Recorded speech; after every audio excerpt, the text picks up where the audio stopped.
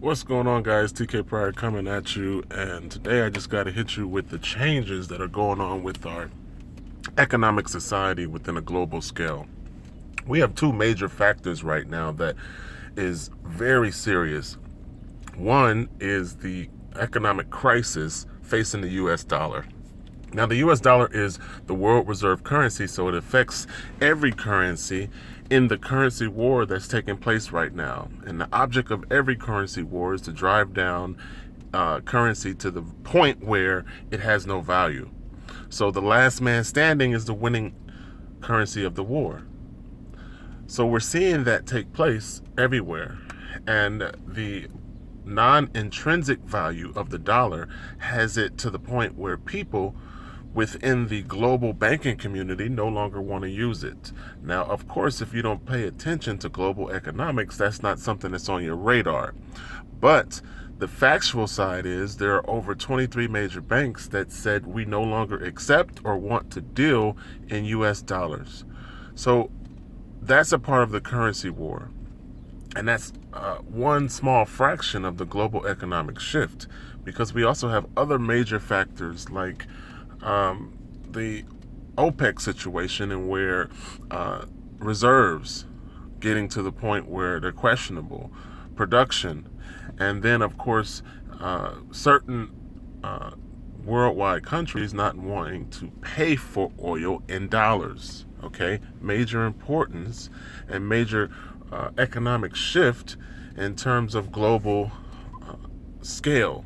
Wars have been ensued because major countries said they're not going to sell or receive payment for oil in dollars. So the next thing brings us to the problems within the fiat currency system, okay?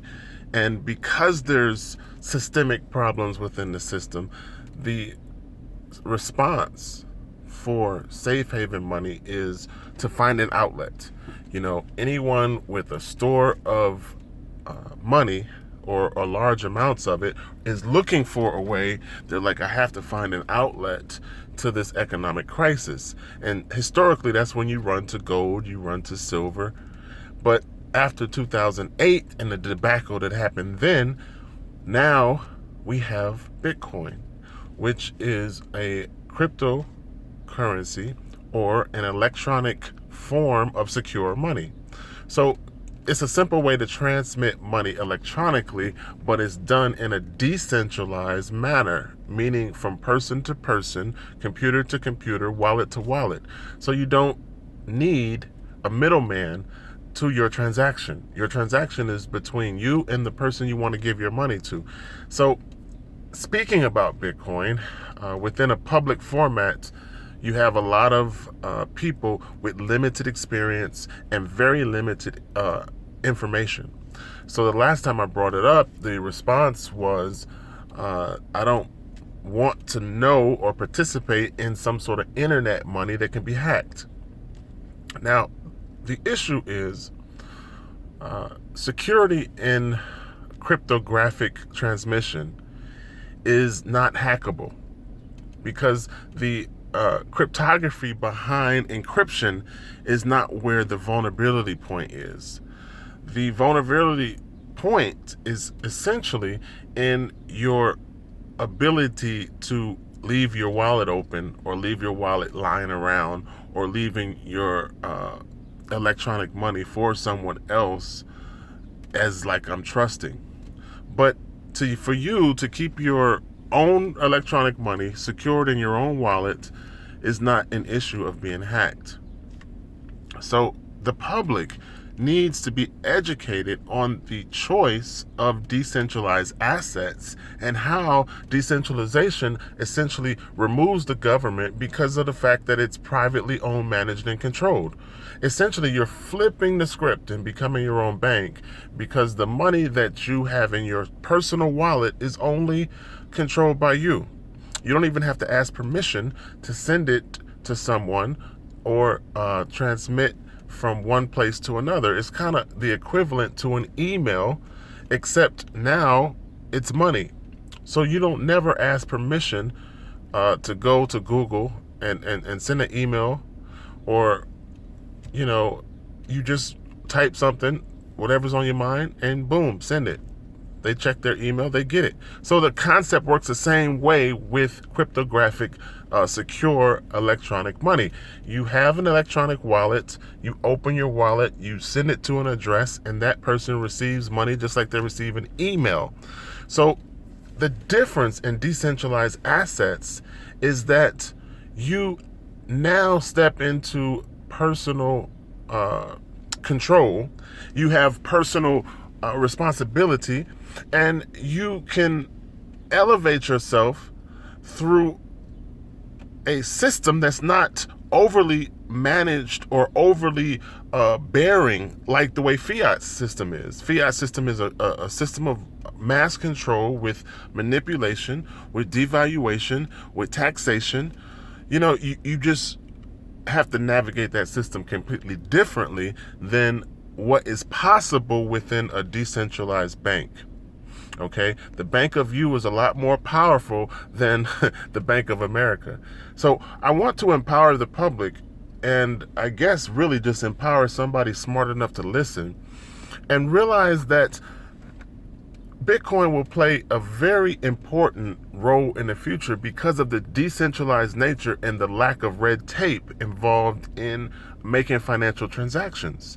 Okay, the entire Silk Road within the new economy is being paved by decentralized assets, Bitcoin, gold, and silver. So you're looking at trade amongst international countries being set through decentralization because of the ease of use and the personal empowerment that comes with becoming a bank of yourself. Microeconomies are always more successful and more empowered than macro. So you have to position yourself in the new economy by being asset-centric. Once you focus on assets and you begin to build your own bank, you begin your own personal empowerment, because again, you're focusing on assets that are going to accumulate in value over time and going to position you so that financially you can be a viable person and really be able to make decisions, leave a legacy, and do something that is long lasting within your financial life. So Bitcoin is paving new roads. A lot of companies are already involved. The technology behind Bitcoin, the public ledger that sort of acts like your credit card statement, but everyone within the network can see each transaction. And then you have a consensus that verifies these transactions based on everyone coming to the same agreement within a ledger. So, it's transparency, it's honesty, and it's smart money. And not only have companies utilized the technology, there's over 100,000 companies that accept Bitcoin right now. There's Bitcoin debit cards in which you transfer your Bitcoin into a card and swipe it just like you swipe any other card.